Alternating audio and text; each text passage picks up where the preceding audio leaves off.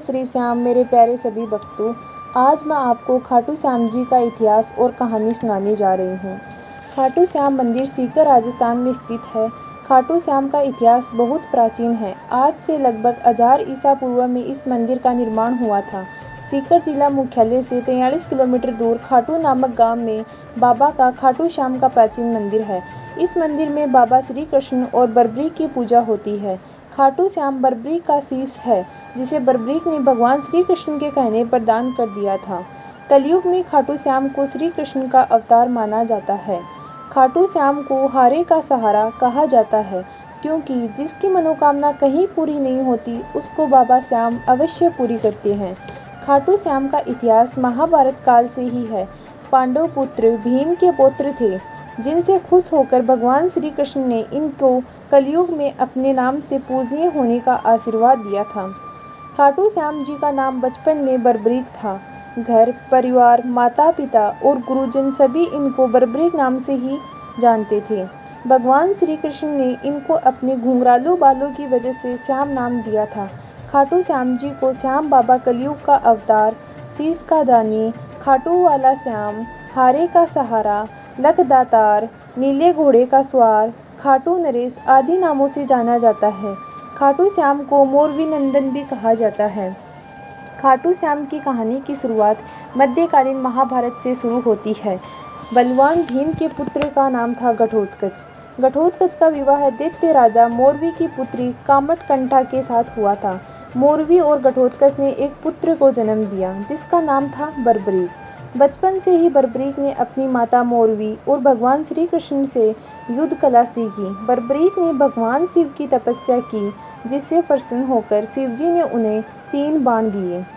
ये तीनों बाणों को तीनों लोकों में विजय दिलवा सकते थे। ये वरदान पाकर बरबरीक बहुत खुश हुए। बरबरीक अपनी वीरता एवं सतयुग के लिए जाने जाते हैं। महाभारत काल में जब कौरव और पांडवों के बीच युद्ध शुरू होने वाला था, तब बरबरीक अपनी माता के पास गए और युद्ध की स्वीकृति मांगी।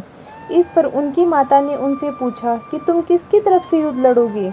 इस पर बरबरीक ने जवाब दिया, जो हारेगा मैं उसकी तरफ से युद्ध लड़ूंगा।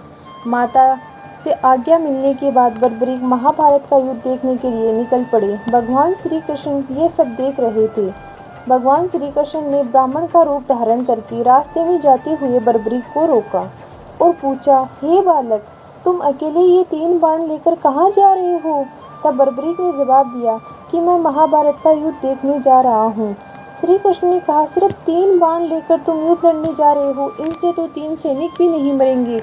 ये सुनकर बरबरीक बोल पड़े, हे ब्राह्मण, ये कोई साधारण बाण नहीं है।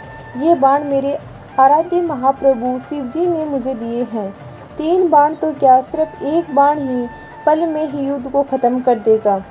श्री कृष्ण इन सब बातों को जानते हुए भी बरबरीक की परीक्षा ली और कहा, हे बालक, इन पीपल के पत्तों को भेद कर दिखाओ। तभी बरबरीक ने अपने आराध्य का ध्यान करते हुए बाण छोड़ा, जो पीपल के पेड़ के सभी पत्तों को भेदता हुआ निकल गया।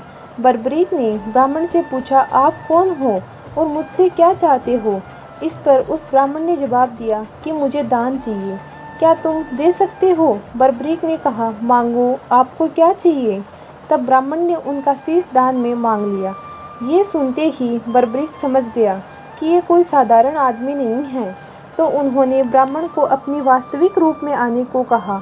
तब भगवान श्री कृष्ण ने अपने असली रूप में बरबरीक को दर्शन दिए।